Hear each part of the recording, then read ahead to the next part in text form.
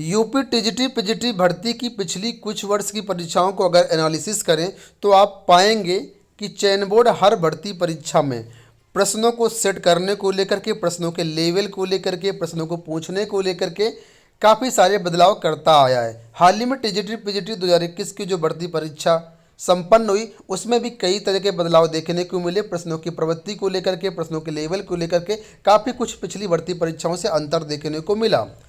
तो दोस्तों, अगर आपकी एक प्रॉपर स्ट्रेटजी रहेगी तो आप निश्चित रूप से इस भर्ती परीक्षा को क्वालिफाई कर लेंगे। लेकिन कहीं ना कहीं अभ्यर्थी इसमें मात खा जाती हैं और ज़्यादातर अभ्यर्थी क्या होते हैं, इन्हीं सब स्ट्रेटजी के ना होने के कारण परीक्षा में असफल हो जाते हैं। तो दोस्तों, इस वीडियो में हम आपको 5 ऐसी स्ट्रेटजी, 5 ऐसे टिप्स बताएंगे, 5 ऐसे पॉइंट बताएंगे जिनको अगर आप फॉलो करेंगे तो मैं गारंटी के साथ कहता हूं कि आपका टीजीटी पीजीटी एग्जाम हो या कोई अन्य एग्जाम हो, निश्चित रूप से क्वालिफाई हो जाएगा। ठीक है, तो इस वीडियो में 5 पॉइंट बताएंगे। वीडियो को आप लोग पूरा देखिएगा, वीडियो को लाइक और शेयर भी कर दीजिएगा। तो सबसे पहले पॉइंट की बात करें तो पहला पॉइंट उन छात्रों के लिए है जो टीजीटी पीजीटी भर्ती की परीक्षा एक बार या 2 बार दे चुके हैं लेकिन फिर भी उनका चयन नहीं हो पाता है। तो सबसे पहले हम ये पॉइंट डिस्कस करना ज़रूरी समझते हैं क्योंकि हमारे चैनल पर बहुत ऐसे व्यूवर्स हैं जो लगातार भर्ती परीक्षाओं की तैयारी करते आ रहे हैं लेकिन कहीं ना कहीं उनको असफलता मिल रही है। तो दोस्तों, अगर आपने टीजीटी पीजीटी 2021 का एग्ज़ाम दिया हो, किसी भी सब्जेक्ट से दिया हो, कोई मायने नहीं रखता, अगर आपने दिया है तो आप सबसे पहले अपना स्कोर देखे होंगे कितना आपका स्कोर आया है। स्कोर देखने के बाद आंसर की भी आपने मिलाई होगी कि आपके आंसर की में कौन कौन से क्वेश्चन गलत हुए हैं। तो आप जो भी पेपर अटेम्प्ट किए हैं, जो भी पेपर दिए हैं, उसमें सबसे पहले अपने वीक पॉइंट फाइंड आउट करिए कि आपके वीक पॉइंट्स कौन से हैं, कौन से टॉपिक में, ठीक है, किस चैप्टर में आपको परेशानी आती है, कहाँ पर जा कर के आप फंस जाती हैं। सबसे पहले अपने वीक पॉइंट को एनालिसिस करिए, उसके बाद उनको हर हाल में इम्प्रूव करिए क्योंकि अगर आप उन चीज़ों को इम्प्रूव नहीं करेंगे तो फिर आगे आने वाली भर्ती में भी वो आपके लिए जो है आपकी सफलता में बाधक बनेंगे। इस वजह से आपको वीक पॉइंट्स को एनालिसिस करके उनको इम्प्रूव करना, उनको रिमूव करना बहुत ज़रूरी है। जैसे बहुत से लोग होते हैं एग्ज़ाम रूम में गलती कर देते हैं, आते हुए क्वेश्चंस गलत हो जाते हैं, तो इन सब चीज़ों को आपको नहीं करना है। ठीक है, साथ में जो ऐसे टॉपिक हैं, जो ऐसे सब्जेक्ट हैं जहाँ पर आप असहज महसूस करते हैं तो उन टॉपिक्स को सॉर्ट आउट करके उनको भी आपको रिमूव करना है, मतलब वो गलतियाँ हटानी है। ठीक है, तो ये तो बात हो गई ओल्ड स्टूडेंट्स की। अब बात करेंगे सभी कॉमन स्टूडेंट को लेकर के। दोस्तों, अगर देखें तो देखिए, चयन बोर्ड लगातार भर्ती परीक्षाओं में जो प्रश्नों को लेवल को लेकर के है लगातार बदलाव करता आया है और अभी इस ट्रेंड को समझते हुए हम ये कह सकते हैं कि चयन बोर्ड के जो प्रश्नों के पूछने का लेवल है काफ़ी कुछ बदला है। अब यहाँ पर क्या है कि डायरेक्ट क्वेश्चन बहुत कम पूछे जाते हैं, क्वेश्चन को घुमा फिरा करके पूछा जाता है। ठीक है, तो पहले पॉइंट के तौर पर कहें तो पहला पॉइंट आपका यही बनता है कि आप जो कंटेंट है, जो आपका सिलेबस है, उसको बहुत डीप पढ़िए। डीप का मतलब है डिटेल्ड रूप से कंटेंट को पढ़िए। अब डिटेल्ड कंटेंट आपको मिलेगा कहाँ, तो जो रिफ्रेशर बुक्स होती हैं, ठीक है, जो टेक्स्ट बुक होती हैं उनको आप पढ़िए।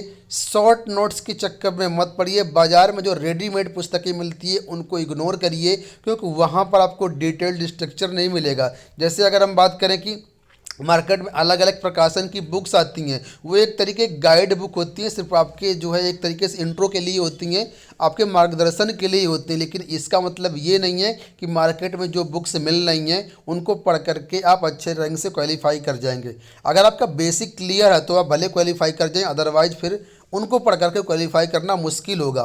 ठीक है, तो सबसे पहले पॉइंट पे आप रिफ्रेशर बुक को पढ़िए, जो टेक्स्ट बुक हैं उनको पढ़िए। यूपी टीजीटी पीजीटी की परीक्षा में जो अब आप चयनित होते हैं तो आप यूपी बोर्ड के स्कूलों में पढ़ाने जाते हैं, तो इस वजह से आप यूपी बोर्ड की जो बुक्स चलती हैं, ठीक है, यूपी बोर्ड की जो बुक्स चलती है उन बुक्स को पढ़िए।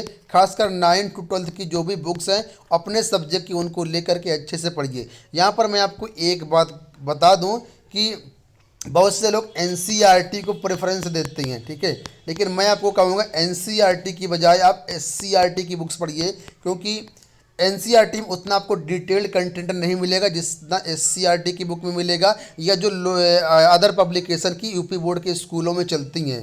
ठीक है, जैसे एग्जांपल के लिए मैं आपको बताता हूँ, जैसे यूपी बोर्ड के विद्यालयों में क्या होता है, नगीन प्रकाशन चलता है, ठीक है, राजीव प्रकाशन चलता है, इसके अलावा अरिहंत प्रकाशन भी अब यूपी बोर्ड में आ चुका है। तो ये जो है, इसके अलावा बालाजी प्रकाशन भी चलता है और भी बहुत सारे प्रकाशन हैं, तो इनको आप लेकर के पढ़िए।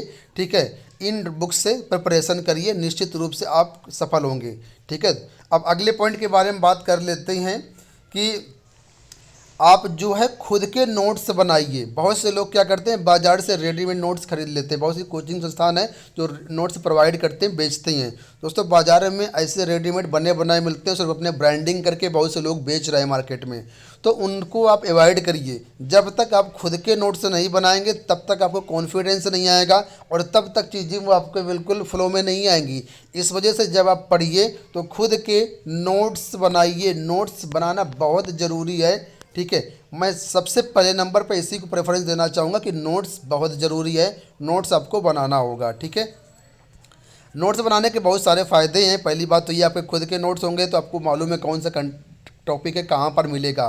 साथ में जब आप रिवीजन करेंगे नोट से तो आप बहुत कम समय में रिवीजन कर पाएंगे और आपने खुद बनाए तो उसको अच्छे से रिकॉल भी कर पाएंगे कि हाँ, हमने ये चीज़ यहाँ पर लिखी थी। इस वजह से नोट्स बहुत ज़रूरी है। ठीक है, अब नंबर 3 पर जो पॉइंट आता है वो है previous year questions. Previous year questions सबके पास होना चाहिए। जब आप पढ़ दें, जब आप कंटेंट की तैयारी करें, उसी समय जो है आप अपना प्रीवियस ईयर क्वेश्चन पेपर ले लीजिए। प्रीवियस ईयर क्वेश्चन पेपर बहुत ज़रूरी है, जिसमें कम से कम नहीं तो 5 से 6 साल के आपके प्रश्न पत्र वहाँ से मिलेंगे। प्रश्नों के पूछने का लेवल क्या है, किस तरीके से लेवल बदल रहा है, किस तरीके से प्रश्न पूछे जाते हैं, वो सब चीज़ें आपको प्रीवियस ईयर क्वेश्चन पेपर से ही मिलेगी। मैं आपको गारंटी के साथ कहता हूँ, अगर आप प्रीवियस ईयर क्वेश्चन पढ़े लेंगे और उसके अनुसार तैयारी करेंगे तो आपका 40 से 50% आपको ये मालूम हो जाएगा कि जो चयन बोर्ड है, जो वो क्या कहते हैं, पेपर सेटर होते हैं, किस तरीके से क्वेश्चन पेपर को रखते हैं, कैसे पूछते हैं, ये सारी चीज़ें आपको पता चलेगी। बहुत सारा नॉलेज आपको प्रीवियस ईयर क्वेश्चन पेपर देखने से मिल जाएगा। इस वजह से प्रीवियस ईयर क्वेश्चन पेपर सबके पास होना चाहिए। इसको आप ऑनलाइन या ऑफलाइन जैसे आप सुविधा चाहें वैसे ले सकते हैं। ठीक है, जब आपका सारा टॉपिक जो आपका सिलेबस है ख़त्म हो जाए, नोट्स बन जाए, प्रीवियस ईयर पेपर को हल कर लें, इसके बाद अगला पॉइंट पे आता है कि आपका मॉक टेस्ट। मॉक टेस्ट आपकी प्रिपरेशन के लिए, कहीं आपके प्रैक्टिस के लिए बहुत ज़्यादा इम्पॉर्टेंट है। मॉक टेस्ट ज़रूर हल करें। बहुत लोग गलतियां करती हैं, ठीक है, टाइम के अभाव में कहें या कुछ भी कह लें उसको, लेकिन मॉक टेस्ट सॉल्व नहीं करते हैं। ज़रूरी नहीं कि मॉक टेस्ट जो है आप ऑनलाइन ही सॉल्व करें। अगर आपको मॉक टेस्ट ऑफलाइन किताब वाला मिलता है तो आप उसको ले लीजिए, उससे आप लोग सॉल्व करें। लेकिन कम से कम मिनिमम 10 मॉक टेस्ट आपको सॉल्व करना ही चाहिए। मॉक टेस्ट से आपको पता चलता है कि आपकी स्ट्रेटजी किस तरीके से, आपकी प्रिपरेशन कितनी है, कितना स्कोर कर सकते हैं। और ये मान के चलिए, मॉक टेस्ट में अगर आप 90% का स्कोर कर रहे हैं तो ये मान के चलिए कि आप जब आपका मेन एग्ज़ाम होगा तो 80% ही आप वहाँ पर कर पाएंगे, क्योंकि मेन एग्ज़ाम में बहुत ज़्यादा प्रेशर होता है, टाइम मैनेजमेंट हो सकता है गड़बड़ा जाए या और भी कई सारे कारण होते हैं, तो वहाँ पर इस एफिशिएंसी आपकी कम हो जाती है, निश्चित रूप से कम हो जाती है। इस वजह से मॉक टेस्ट बहुत ज़्यादा ज़रूरी है। ठीक है, और अगले पॉइंट के बारे में हम यहाँ पर डिस्कस करेंगे तो ये है कि आप जब आप मॉक टेस्ट को सॉल्व करें तो मॉक टेस्ट का एनालिसिस ज़रूर करें कि आपने कहाँ गलती की, किस टॉपिक में गलती की। ठीक है, आपको उसको एनालिसिस करने के बाद उसको रिमूव भी करना है। कोशिश करें, ऑनलाइन टेस्ट सीरीज मिल जाती है, ऑनलाइन मॉक टेस्ट मिल जाती हैं, तो बहुत ही अच्छी बात है, क्योंकि उससे आपके टाइम की बचत होगी। सारा कुछ आपको एक क्लिक में ही मिल जाता है। कौन से क्वेश्चन गलत हैं, इसका सही उत्तर क्या होगा, एक्सप्लेनेशन क्या होगा।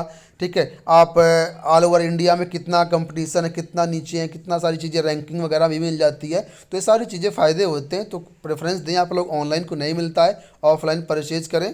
ठीक है, और उसके अनुरूप जो आपकी गलतियाँ हैं उसको रिमूव करें। तो दोस्तों, इस वीडियो में हमने 5 पॉइंट डिस्कस किए, जिसको अगर आप फॉलो करते हैं तो ये मान लीजिए कि इससे बाहर कुछ भी नहीं जाना है, सब कुछ इसमें इंक्लूड हो गया, आपकी सफलता निश्चित है।